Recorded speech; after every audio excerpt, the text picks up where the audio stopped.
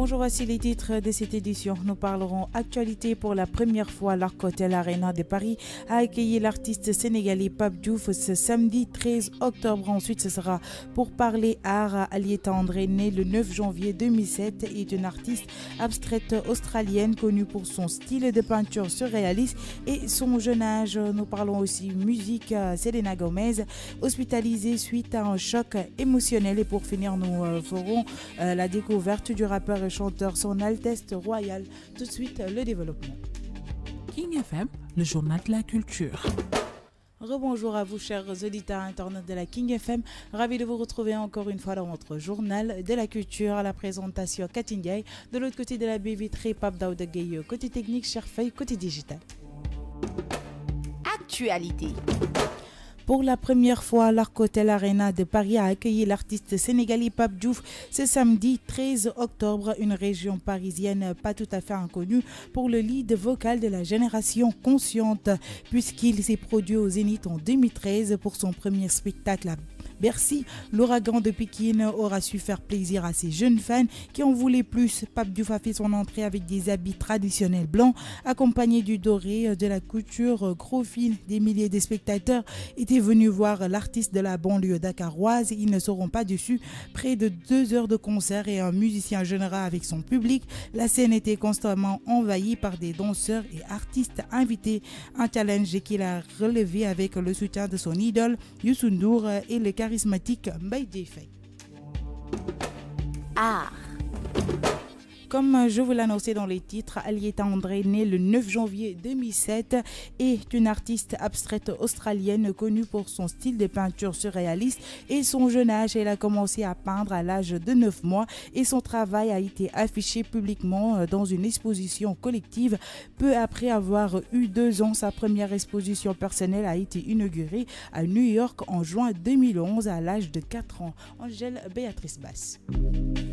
André est né de père australien, Michael André, et de mère russe, Nika Kalashnikova. En tant que bébé, il a souvent vu ses parents travailler sur des toiles au sol. Il a appris à peindre avant de pouvoir marcher. Plusieurs mois avant son premier anniversaire, elle et sa famille résident actuellement à Melbourne. La mère d'André, croyant que sa fille était un enfant prodige, a montré certaines de ses peintures à un conservateur d'art basé à Melbourne à l'âge de 22 mois. Impressionné par le travail, le conservateur a accepté de l'inclure dans une exposition de groupe à Bushwick Street Gallery et il a commencé à faire de la publicité pour l'exposition avec les peintures d'André avant qu'il ne connaisse son âge. Bien qu'il ait été surpris, il a tenu sa promesse d'afficher le travail. Le spectacle a commencé peu après son 2e anniversaire et comprenait également la photographie de Kalashnikova. Plusieurs mois plus tard, André et ses parents se sont rendus à Hong Kong où elle a vendu son tableau le plus cher à ce jour pour $24 000. La première exposition personnelle d'André, The Prodigy of Color, s'est déroulée du 4 au 25 juin 2011 à la galerie Agora, une galerie de Chelsea. Il contenait 24 de ses peintures, chacune en vente entre $4 400 et $10 000. La presse l'a surnommé le Pee-wee Picasso, après 9 des œuvres vendues pour un total de plus de $30 000.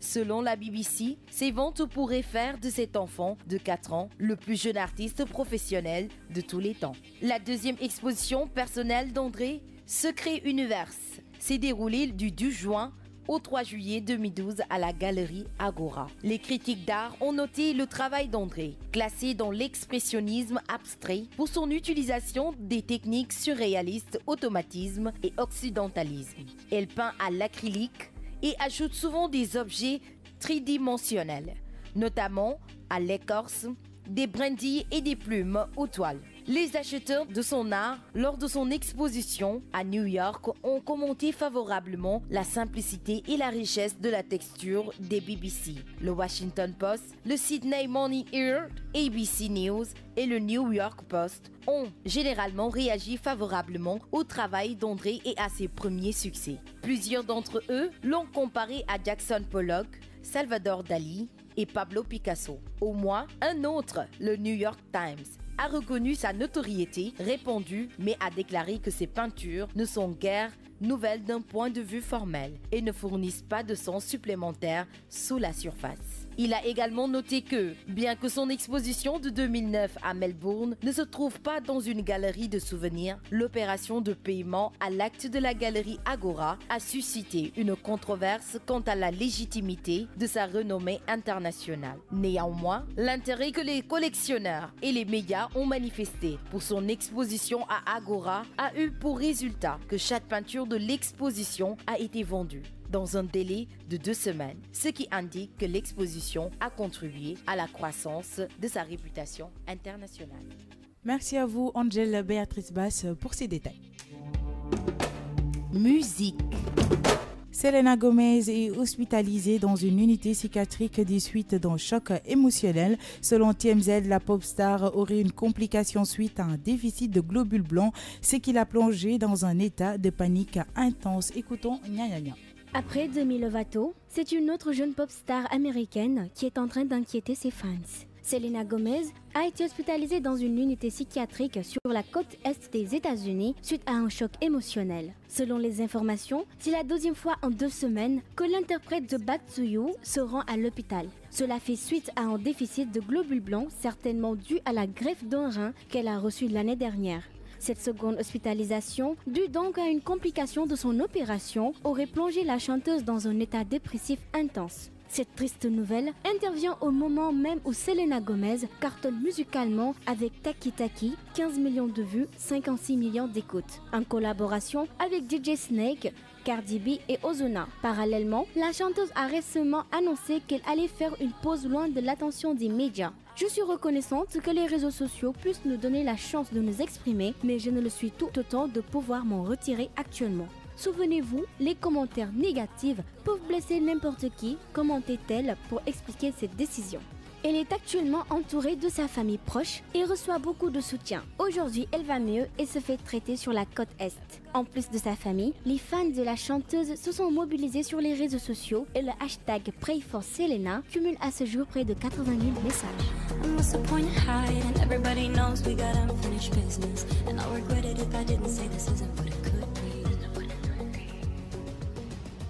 Merci à vous, Nya Nya Nya.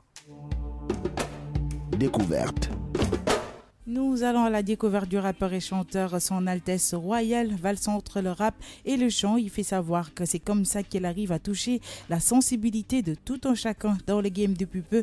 Il ne se laisse pas faire et veut se retrouver d'ici peu dans le fil des artistes qui représentent le Sénégal dans le monde entier. Il est au micro de King FM. J'ai débuté le rap en 2016. J'ai commencé avec les gouvernements scolaires, c'était à l'école. Au début, c'était pas trop du sérieux. J'ai joué juste avec, mais avec le temps, les gens ont apprécié ce que je faisais. Et raison pour laquelle ils m'ont poussé jusqu'à aujourd'hui. J'évolue dans le milieu, j'ai fait des vidéos, des clips, des sons et j'ai des projets en tête. Le nom, c'est moi qui l'ai créé. Tout a commencé sur Facebook. Au début, les gens se créaient des surnoms. Il y avait des gens qui disaient que je suis le roi et tout ça. Moi, je me suis dit qu'il y a trop de kings, il y a trop de rois. C'est ça, là d'où m'est venue l'idée de créer Son Altesse Royale. Et tout début est difficile.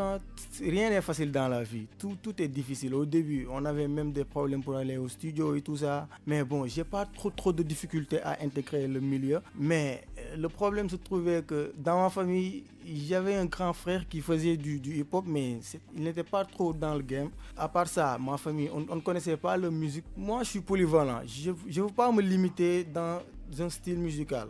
Me qualifier en disant que je suis rappeur. Tout simplement parce que je veux internationaliser ma musique. Donc raison pour laquelle je fais du rap classique. Mais tout se repose dans le rap. Je fais du rap classique, du hardcore comme les gens le disent, de l'afrobeat. Je rappe sur les afrobeats, les afro-trap, tout ça. Je suis polyvalent. L'album pour le moment, c'est pas notre objectif. Donc pour le moment, les projets qu'on a en tête, c'est de faire des sons, des clips vidéo jusqu'à atteindre un certain nombre de followers. Parce qu'on est sur YouTube. C'est là où je poste le plus mes sons et mes vidéos. À l'instant, Son Altesse Royale.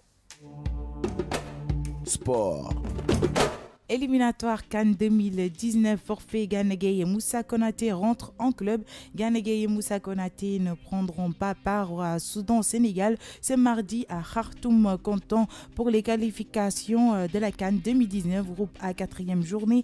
Il est sorti sur blessure cheville, le deuxième buteur de la victoire, 3-0 des Lions face au Crocodile du Nil samedi. Ghana rejoint Khalidou Koulibaly, Moussa Konaté, Lamine Gassama et Salif Sani qui avaient aussi faussé compagnie à leurs coéquipiers, également sur blessure avant la première manche de la double opposition entre Sénégalais et Soudanais. Autant pour moi, Cannes 2019, le Sénégal est qualifié mardi. Les qualifications pour la Cannes 2019 entrent dans leur dernière ligne droite, leader de la poule A devant le Madagascar, la Guinée équatoriale et le Soudan. Le Sénégal peut valider son billet pour la Cannes 2019 dès ce mardi 16 octobre.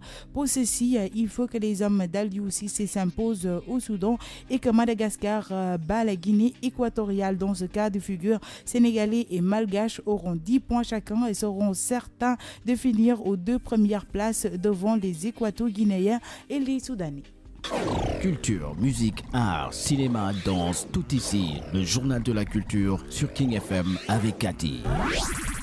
Et voilà, chers auditeurs internautes de la King FM, c'était tout pour votre journal de la culture version française. Merci à Pape Daoudagui pour la gestion technique. Merci à Charfey pour les digitales. Je vous donne rendez-vous à 17h30 pour la version Wolof. C'était le journal de la culture sur King FM.